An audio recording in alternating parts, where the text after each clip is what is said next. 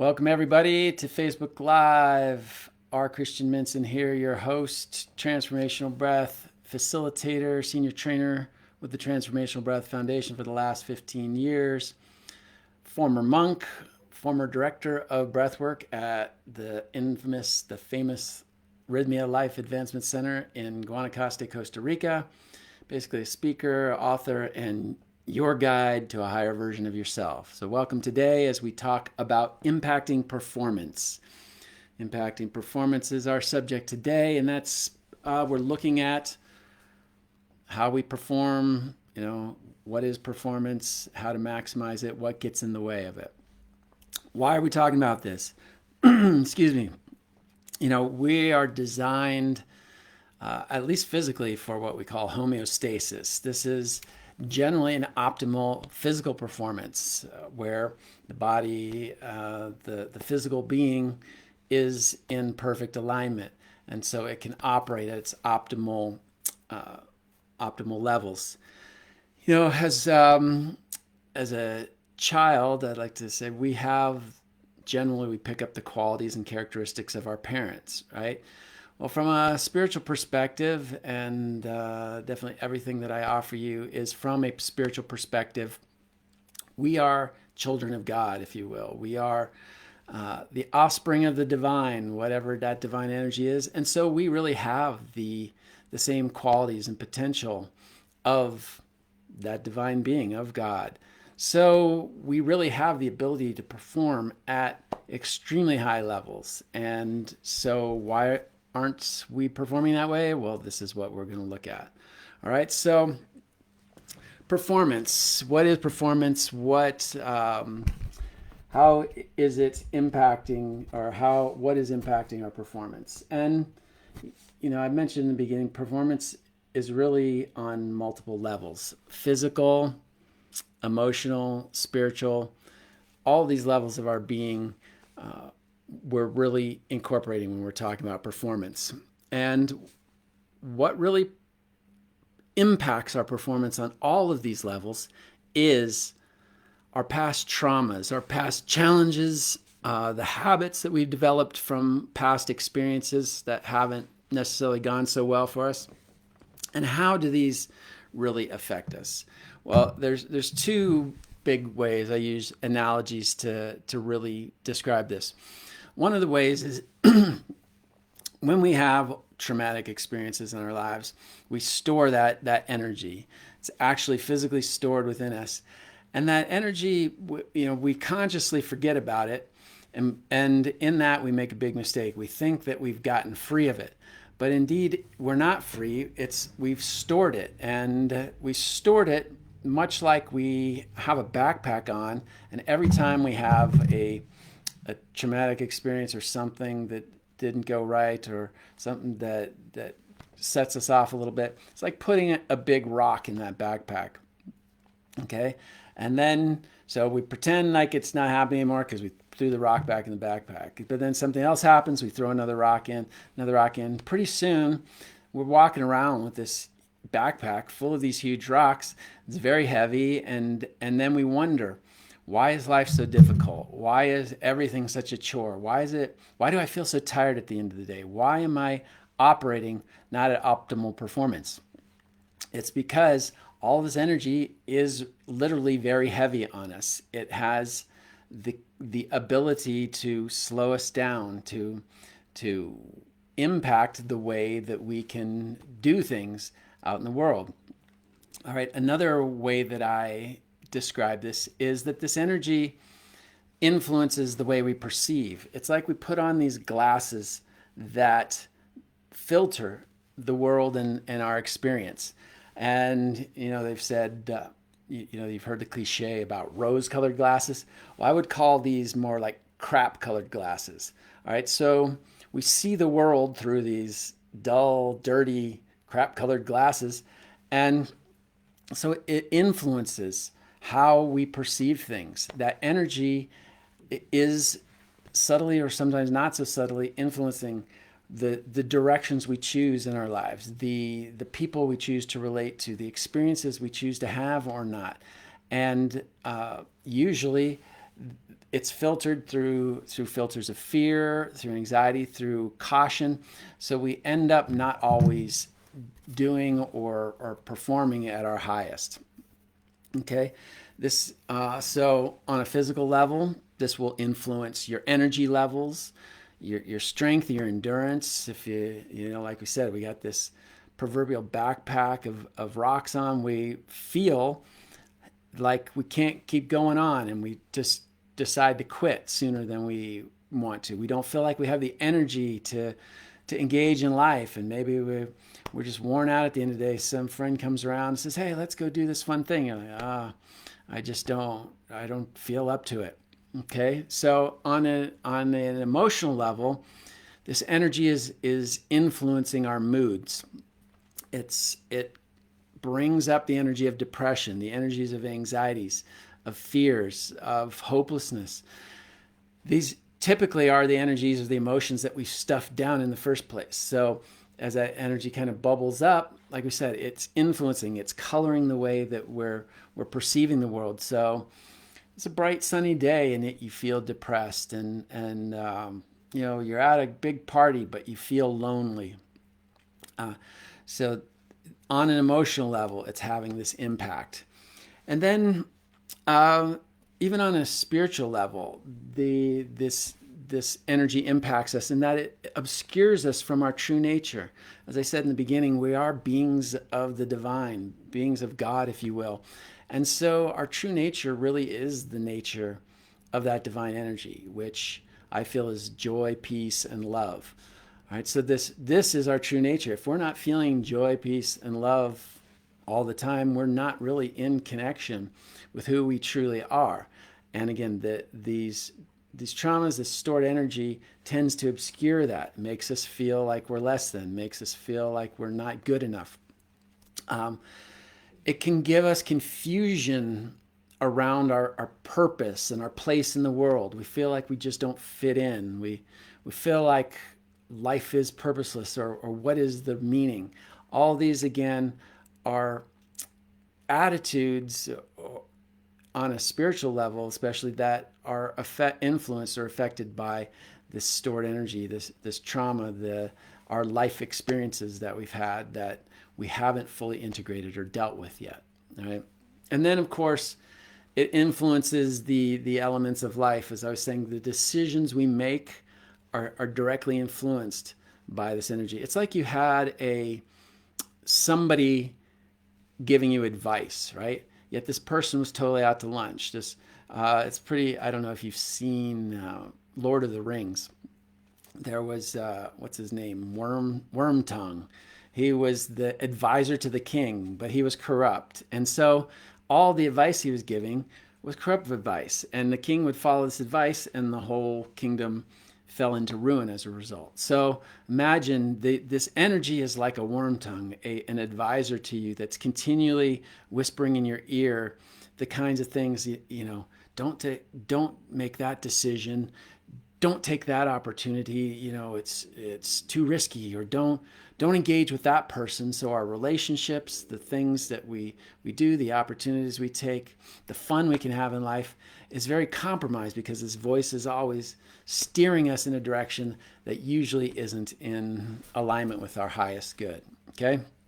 So really then that begs the question, how can we impact our lives positively and impact our performance in a more positive way? And the number one thing that I have is really breath work. Why is this? Because the process of breath work is really an enhanced version of the process of breathing. Process of breathing, why do we breathe? We have to breathe. Because why? Because it's giving us necessary elements for life.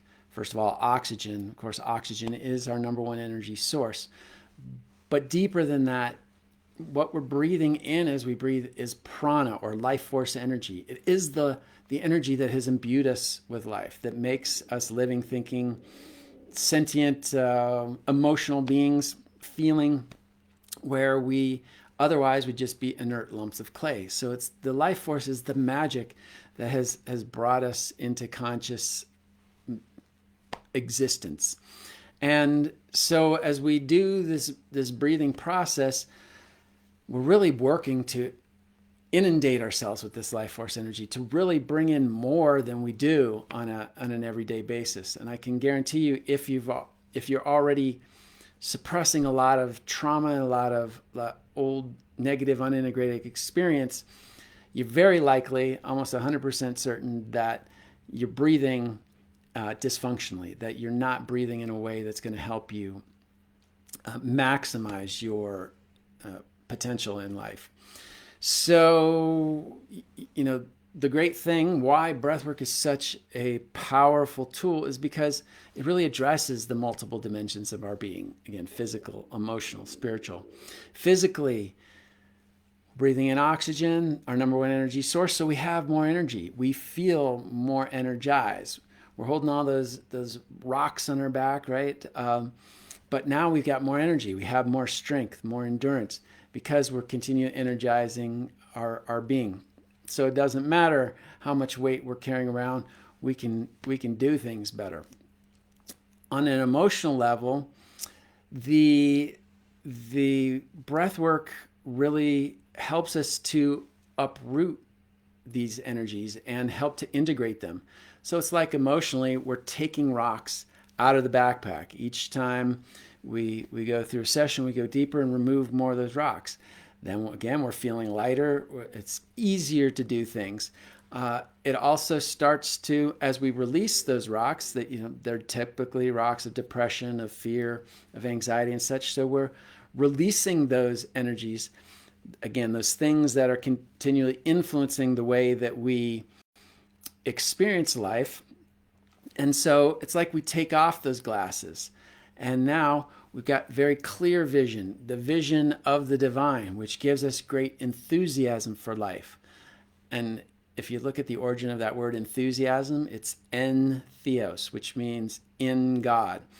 So when we are enthusiastic, we are really in God, or I would say in our true nature. We are embodying that true nature, which is the potential that we have, which gives us the possibility to maximize our performance. Okay, so it uproots that trauma, helps us release the fear, helps us to not react so much. So this is one of the things that's very typical about life. You hear all the time, I was triggered by this person, or this person really pushed my buttons and such. This is language of reactivity, which means, if you look at the word react, divide it, react, to act again, right? What does that mean? We're acting again like we did in the past. There was at one time something that disturbed us, one of these traumatic or negative experiences, and that had such an impact, especially if we didn't integrate that energy and we're holding on to it. Now the energy's right there, that when something else happens to us in the future that's similar to that thing that happened to us in the past, it causes us to reach into that backpack and pull that stone out and say, hey, this is exactly, this is how I feel about this experience. We react, we act again like we did in the past. And typically the way we acted in the past was not in our highest, an example of our highest potential. So we're able to, as we remove those stones, become less reactive and more responsible. Responsible meaning response-able, able to respond. And what does that mean? To respond versus react means that instead of just jumping in, having this old programming come to the front and we just overlay the new situation with that, and usually it doesn't go well because the new situation has unique aspects and facets, and so we need to consider that. That's what response-able means. We're able to respond to the unique variables of the situation. We may have the sense that this is like this experience we had in the past, but it's a different experience, and it doesn't necessarily require the same sort of action that we performed in the past. So we want to take a breath, take a moment and say, all right, what's unique about this? How do we handle the situation? And what's the highest way to handle it? So this is moving from reactivity to responsibility. And then breathwork really helps us again on that spiritual level, which is really as we breathe in this life force energy, it is the energy of life, it is the energy of creation. So it stimulates your own creativity. And performance is largely acting on our creativity, acting on our inspiration. We feel more inspired when we do breath work. Get this. Have you ever looked at the word inspiration? Again, that means to breathe in, ultimately. So to breathe in and to feel inspiration are synonymous. They use the same words. So there's a clue there. By working with our breath, we can become more inspired. What this does as well as we bring in this life force energy, which is really like particles of spirit, particles of God, if you will, and we bring more of that consciously into our physical field with the process of breath work. We're bringing the energy of the divine, the energy of God into us. And so we feel generally more connected. There is this sense that I am connected to something higher, that I have, that you recognize your lineage from the divine, and you don't see yourself so much as just a limited human animal anymore. So you feel more connected, and generally there'll be more clarity of purpose because we start to feel in alignment with God. We feel in alignment with our true nature, and really from a spiritual perspective, our purpose is to express that true nature. Again, what was that nature? Joy, peace, love. So we start expressing joy, peace, and love. We're on purpose. We are living our life on purpose, and we're also, all of a sudden joyful, peaceful, and loving, as opposed to anxious, tense, depressed, and all that. So this is really how the breath work can help the process of maximizing our performance. This is how we can impact our performance in a positive way, how we can address the issue of trauma and unintegrated old negative experiences that are impacting our performance in a negative way. All right, so, all right, I didn't see that we had some extra talking here. The chat window didn't scroll up, so let's just say what you're describing is how I was experiencing life until I started doing the work to release those old heavy energies. All right, so that was earlier about the negative way we're experiencing life, right? And then yes, I was definitely breathing dysfunctionally. So Tammy was just agreeing with that idea that when we're holding on to this energy, we tend to modify the way we breathe, and it's not functional. It's not supporting. Then it's continuing. It's like a negative spiral, right? We feel bad, so we stop breathing so well. When we're not breathing optimally, we're not bringing that life force energy, so we're less. We've compromised our performance, which makes us feel worse. Feeling worse, we breathe worse, so we just keep spiraling down. However, the other is true, where as we start breathing better, we release some of these negative feelings. We start feeling better. We start just naturally breathing better, or we develop a habit of breathing better. Breathing better makes us feel better. Feeling better makes us breathe better, and we go on this upward spiral. All right. Georgina, hello from the Big Isle. Hi, it's great to see you on. And Tammy, I was a nuclear reactor for years.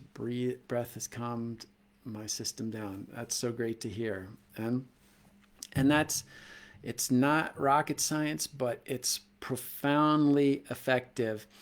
And I'll never quite understand how we got off on this track in the first place. How something so vital to our life got so obscured that the only thing I can think of is that we we come out of the womb, we're born into this world, we get smacked on the butt and start crying, which starts the respiratory act. We take our first breaths. The doctor says, all right, he or she looks good, it's good to go. And we basically never get another word of direction on how to breathe better in most cases.